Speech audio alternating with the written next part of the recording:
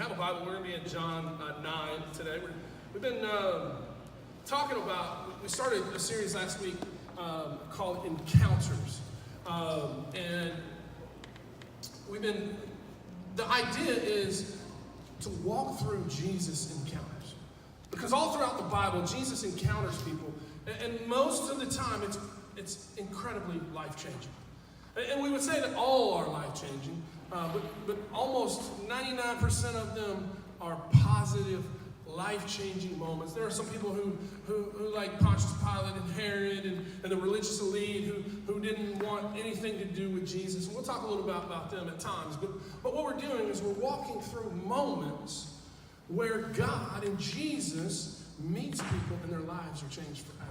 So last week we opened that up and kicked it off with from the Bible, and we're in all the Gospels, and today we're going to do that. But last week I shared my story, a little bit about my story and the encounter I had with Jesus when I was 8. And today, in September of 91, I had been a believer for just a few years. And had begun to have some friends who were making some terrible decisions. And I was running with them, and they were making some bad decisions, and unfortunately, a lot of times they continue to make bad decisions. And somewhere in there, I got to the place where I was like, man, this is not what God was wanting for my life. And I was 5th, 6th grade, so you're talking like, not terrible, bad decisions, but moments where I was like, no, this is not what God wants for me. God wants me for more. God wants me to obey Him and follow Him, and I want to spend my life with Him, and I want to make a difference. And I was reading, so in the summer, I was 12 years old, and I began to pray that God would kind of just work in my life. I didn't know what that meant. As a 12-year-old, I didn't really understand what that meant, but I started sensing God moving in my life and speaking to me, and I was wrestling with it. I didn't understand what it was, but in September, my church had a revival, and some old white-headed guy came and spoke about Jesus, and he started talking about God calling people to ministry and full-time ministry, and man, it was words that I couldn't understand. I couldn't express, but I understood he was talking to me. At least I was like, oh no, I think he's talking to me. I'm 12. And so I'm going, man, what does it mean? I'm hearing this, I'm processing. And I brought a friend, and he was here a couple weeks ago, and he's come to Christ, but at the time he didn't know Jesus. And so I was like, dude, let's go down front. He was like, why? I was like, come on, man, let's go. So we went down front. It was one of those, those invitation type moments, and they were like, come down front. So I was like, he needed Jesus. So I was like, let's go down front, man. And so we went down front, and so I thought, this is the cover up. I'm going to get him to Jesus, and then I can escape out the back door and feel good about myself, those moments where you're at. So this lady comes and counsels us, and she said, what are you here for? And I looked at him, and he goes, I don't know, Russell just drove me down here. I don't know why we're here. I was like, oh no. And so I just looked at the floor, and I said, I think God is calling me to ministry, or whatever that guy said. I think that's what Jesus is doing in my life. So I admitted that, cried about it, and you can make fun of me for crying about it, but I was 12. Man, that just began the journey of where we are today and who I am today. And it's an encounter that I had with Jesus, and really it was a summer encounter, and most of my encounters with Christ and big personal decisions have always been in the summer. And so that kind of plays into it, because I think God moves in the summer if we allow Him to, because sometimes we let things go and we're not as busy, and so we have some time to make room for Jesus. And so I hope that that's something you do this summer, is that you make room for Jesus. When I was in 2nd grade, my eyesight started failing. Any of y'all wear glasses? I can look at you and see, but some of y'all, I got contacts. When I was in 2nd grade, I started out in the back of the class, moved to the middle of the class, and then we moved to the front row. And by spring, it was one of those schools where you sat at desk, and as a junior high, a 2nd grader, and you did the cursive in the old school style. And here they sit in they sit in groups and pods or whatever they call it. It's completely different. But by spring break, I was 4 feet from the board. I couldn't see anything.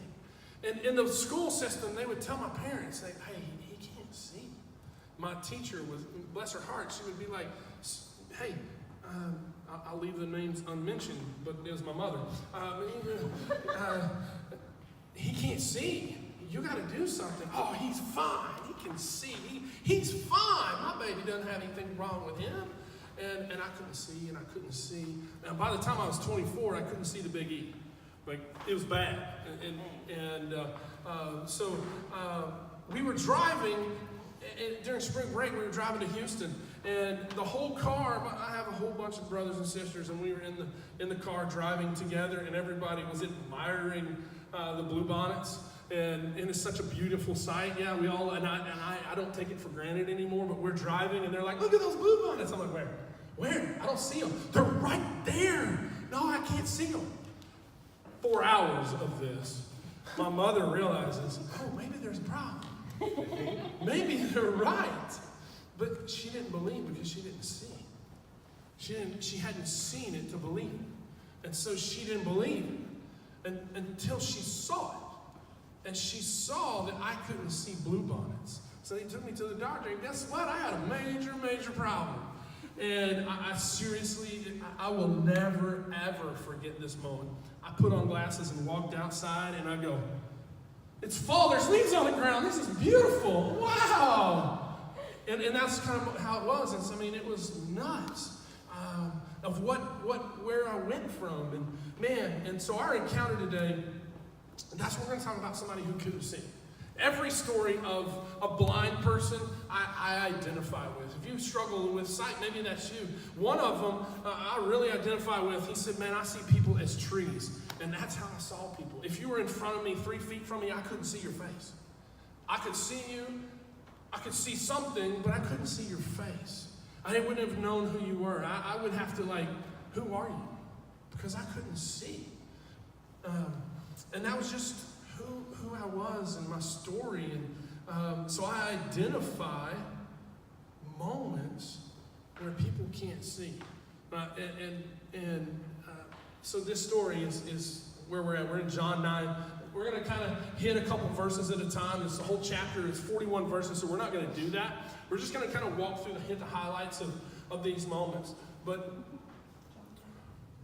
the thing is, man, no matter, the thing that I'll point out is sometimes in life, no matter what people tell you, you have to see it to believe it. Well, that's my parents. Man, they didn't believe that I had a problem until they saw it. And sometimes in life, people have to see it to believe it. Have to hear it to believe it. And that's why these encounters where Christ had, that's what happens. And so, if you have your Bible, if you don't, it'll be up here. We read from the New Living Translation. It's just, I don't have to explain it. It's simple. So it'll be up there. But the first verse is, as Jesus was walking along, he saw a man who was blind from birth. And then the disciples say, hey, whose fault was that? Was it his sin or his mama's sin or his daddy's sin that he had this blind issue? And Jesus says it wasn't either of those. But that was the custom. If bad things happened to you during that time, it was you were a sinner. And it was your fault or your daddy's fault. And you can go look at Job, and that's the whole story of Job. All his friends were like, you got a problem because you got sin in your life. I don't know what's wrong with you, but you need to get straight with God. But it wasn't true. Jesus says, no, that is not true. This happened so the power of God could be seen in him. And Jesus goes to heal this man in a very unique way. Then he spit on the ground and made mud with saliva and spread the mud all over the blind man's eye. I was like, sometimes we read the Bible, but we don't read it as humor or reality. Because we think, when Peter walks up to Jesus, how art thou, Jesus? And Jesus is like, hi, thou good, and all that. But that's not really, check this out, man. He spits on the ground, rubs it in mud, and then puts it in that guy's eyes. I'm not happy if I'm that guy.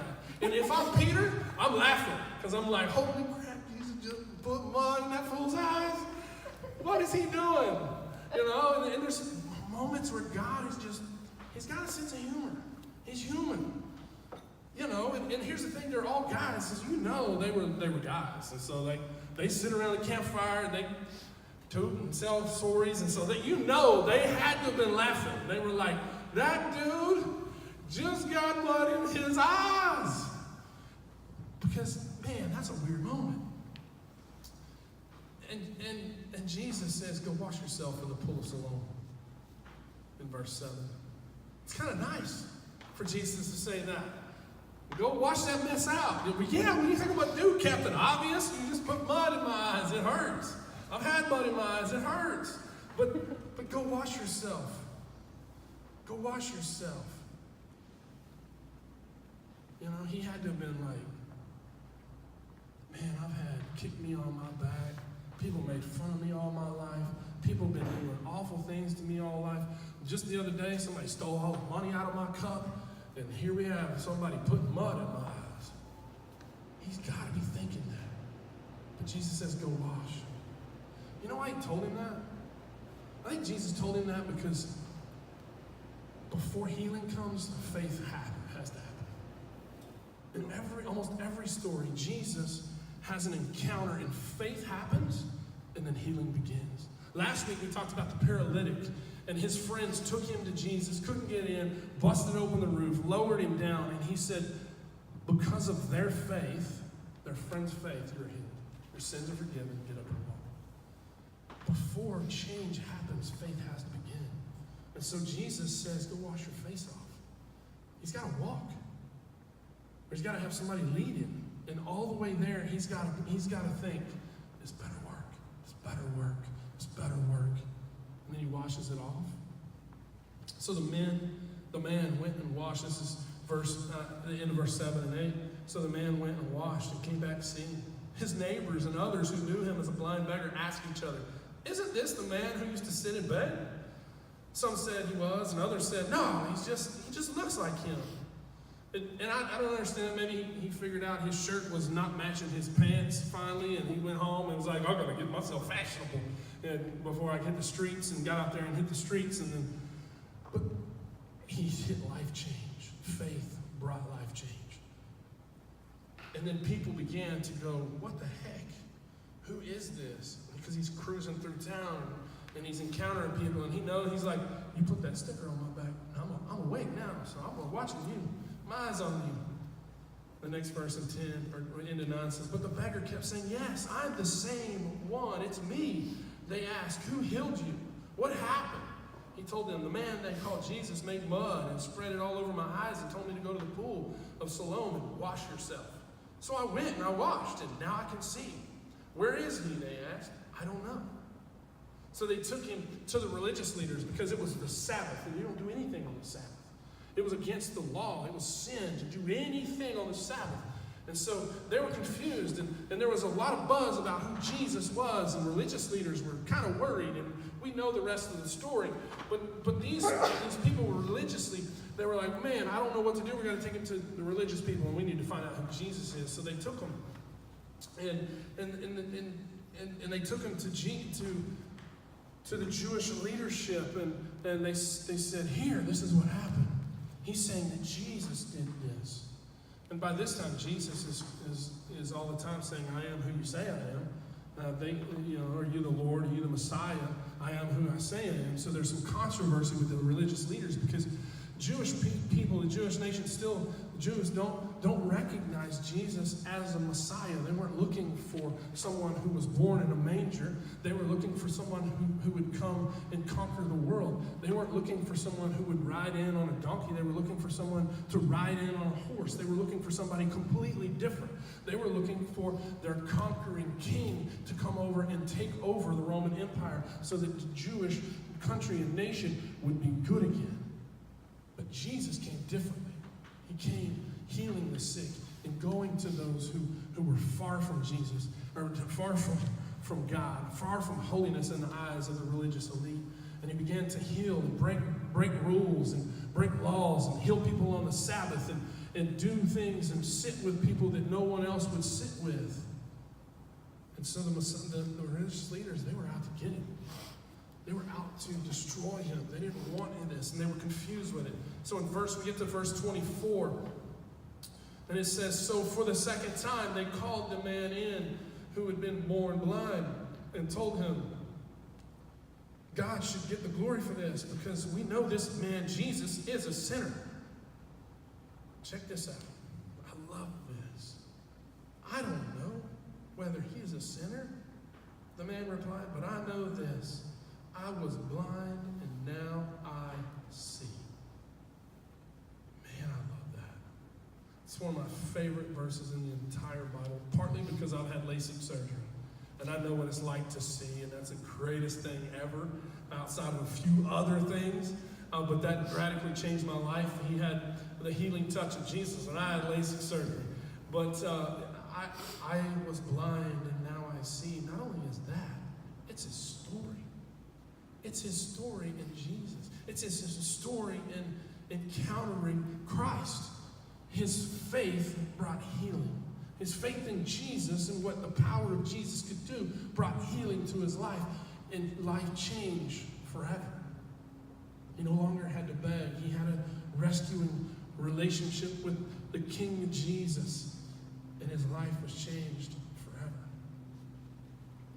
So one of the things we want to do this week is, this series is, what the heck, so what? That's just a story. A story in the Bible. I don't even know if it's true.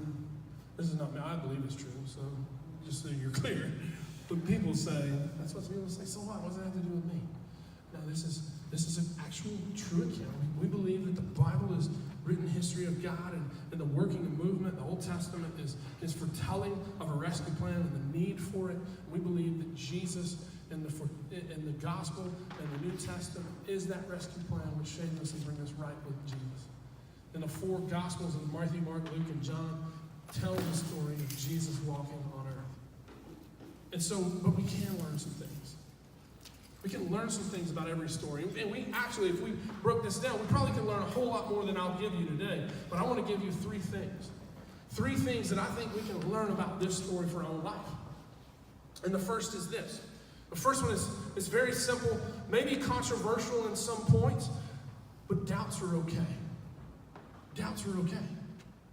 A lot of times they're like, no, doubts are not okay. But they are. This story is surrounded with doubt. The whole story is surrounded with doubt. From the beginning, the disciples had doubts. They said, is this the father's or the mother's sin or his sin? They didn't have a clue. They were doubting. They were just curious. They wanted to know from the God himself why this person was afflicted. And then that guy had to have doubts. Walk into that pool. He had a little faith, but I bet he had a whole lot of doubt. And the only way he could fight his doubts was to walk to that pool. And then the religious leaders, they all had doubts. Even the religious people, the Jewish people, the Israelites who heard the story and knew him, they had doubts. They were, I don't believe in Jesus. I don't know what this is. And so there's doubts. And here's the thing, we all have doubts. Whether we're seeking Jesus, whether we're stumbling along our faith, and maybe we're religion, we live more religious than we do relationally with Jesus. We're stumbling through that, we have doubts. Or maybe you're sold out like me and you've committed your life at 12. Maybe you still have doubts. We all have doubts. And here's the deal, doubt happens, and it's not just you that is isolated by that. Each one of us has doubts. And I bet if we went to lunch and we were able to sit one-on-one and just share, you would understand that I had doubts too, and that you had doubts, and it's okay. Because see, here's the thing that happens with doubt. Doubts lead to questions. And questions lead to answers, and answers lead to truth. And the truth, Jesus says, will set you free. But you got to seek the right truth. You got to seek the answers. You got to find and be okay with questions. So these guys who have a question about whether whose sin is what, that's okay to ask Jesus, because Jesus is okay with your doubts. If Jesus wasn't okay with our doubts, those guys would have never asked a single question. But they knew Jesus was okay with doubts. They were okay with questions, because they had already heard Jesus say, I'm the way, the truth, and the life. No one gets to the Father but through me. And the truth is the truth, and I will set you free. They knew that, so they knew doubt was okay. In life, doubts are okay. Run with your doubts. Find the truth. Find the truth. Ask your questions. If you don't know the answers, you don't know where to look, come find me, man. I'd love to sit with you and visit with you about your questions, about your doubt. And the second thing is this. It's simple. Sometimes we need to be reminded. You may not be blind, but Jesus has the power to change your life. Jesus has the power to change your life. This is the story of so many of you in this room. I've heard your stories. I've sat with you and I've visited with you about, some of you, about your story with Jesus. You were blind, but now you see. You might not have been physically blind. You might have been spiritually blind. You might not have been really blind, but you might have had this problem, and now you see. And now Jesus, because of your faith, has brought healing to your life. Or maybe he hasn't brought it all the way, but he's bringing it some of the way, and you're working through that process and the journey of becoming free of the things that afflict you. But Jesus has the power to change your life. And I know some of you may be doubting that statement right now. You may be doubting that Jesus can actually change your life. But he can. He can. It's okay to have doubts. Run to it. I believe that Jesus would have suggested this for you and for me. Pick up your Bible and read it. Don't just come Sunday to Sunday. Come to Sunday is like eating on Tuesday night and only eating on Tuesday night. It's not going to sustain you. It's not going to be there. So this summer, as you encounter Jesus and you walk through summer's encounters and whatever, and you're going, man, I don't see that he has the power to change me. Man, open up your Bible. Let him speak to you. Begin to pray and test him. Ask him questions. I don't believe that you have the power to change me. Show me that you can. And simply open up your Bible and read. You don't have to read much. If you don't know what to read, I'll give you some suggestions. I love reading some stuff, and I'll help you, tell you what, read this part.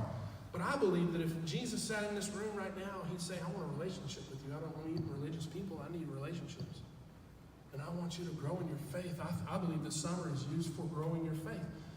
And so I think that's what he'd tell us, is sit, read your Bible. Listen to me. Grow in me. Let me answer your questions.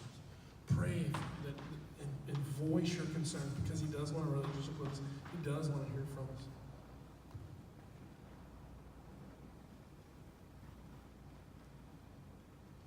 The third is your story can impact the world around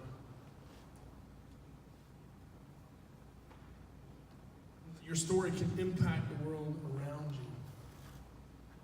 Some of you haven't impacted anybody because you hadn't walked to the pool. You've met Jesus. Jesus has set you up for success. And he said, go do this, and you haven't done it. You're still waiting, or maybe you're walking to the pool of obedience. In faith, Jesus says, I do the work, but I want you to hear and obey. That's why we tell people to learn to hear and obey, because God wants you to hear and obey. He wants you to be a tool to be used, and he wants you to lead other people around you, and he wants your story to impact the world around you. But you got to walk to the pool of Siloam and wash yourself off and let healing begin because of your faith. Some of you are still holding back. Maybe that's not anybody in this room, but it certainly may be somebody who listens online, and it could be true, and I think it is at times my story. Jesus says, go and do this, and I'm like, I ain't going over there. Have you seen that dude, his muscles, his tattoos? I don't know. But no, we got to follow. Got to hear and obey. Our story can impact the world around us. Our story can impact the world around us. Man, this guy, he impacted the world. From then on, he saw, he knew. And I love the story. I love that moment. I don't know whether he's a sinner, which means I don't know hardly anything about him. I have a lot of doubts. I don't know all the answers. But I know one thing. I was blind and now I see. Because see, so many times we think before we can share our story, we have to have all the answers. We have to have all the wordings down. We have to know those 66 books of the Bible. What if they come and ask me questions I don't know? It's okay. Because it's okay to have doubts. You can go, you know what? That's a great question. I don't know the answer to that, but could you give me a few days? Why don't you research it? I'll research it. We'll come back together and see if we can come up with an answer. Man, I promise you, people are going to go, okay, I don't know where to look, but I'll try. And they're not going to do this. Huh? You don't know the answer? You're stupid. I don't need to hang with you. You're done. I'm done with you. Bye, because you don't know this answer. That's not what they're going to do. They're okay if you don't know everything. But what they want to hear is your story of why it changed you. They want to hear your story of I was blind and now I see. When I was younger, I came to Christ at 8.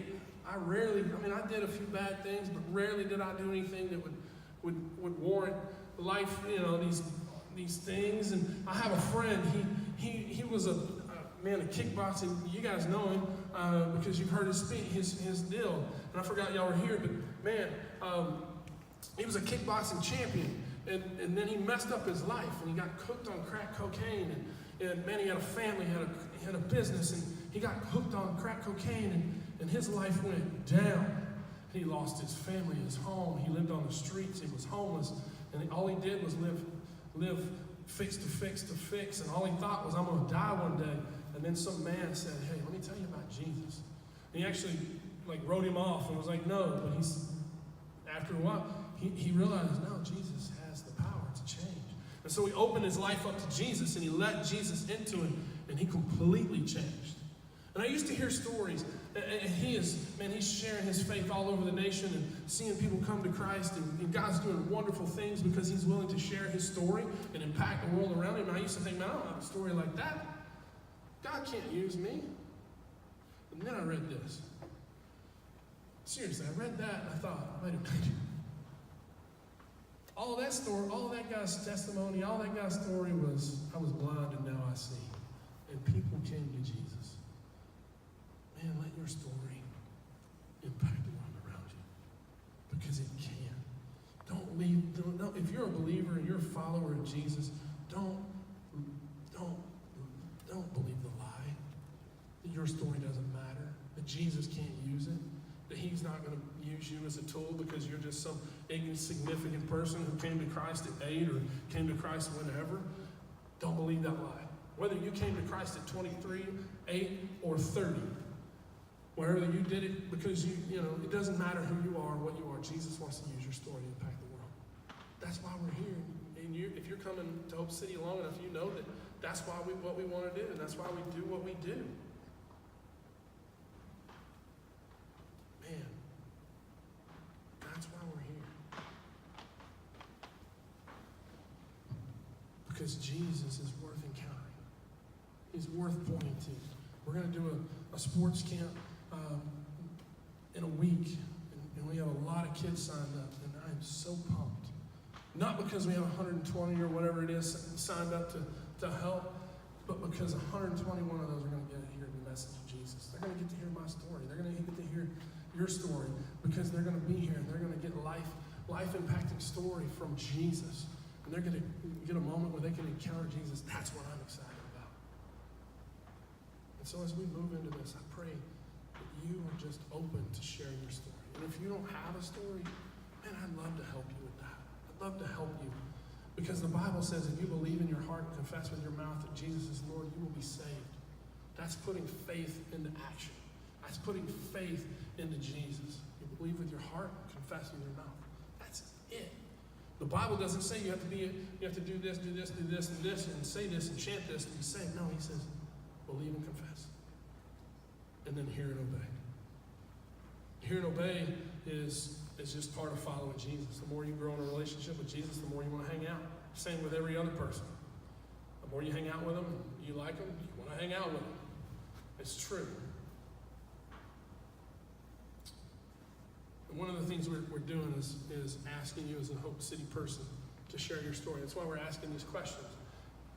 And if you are okay, and you feel compelled, we want to give you an opportunity to share your faith. We're going to do video and have moments where we'll have people share their faith. If that's you, I'd love to talk to you. We're going to close and sing a song and pray. But man, if you don't know Jesus, I would love to sit with you and talk to you. If you need help growing in your faith and do more than Sunday to Sunday, I would love to visit with you. We have a card, this Jesus card. Just fill it out and write whatever you need, and I'll call you, won't embarrass you, and we'll just sit and visit and go from there.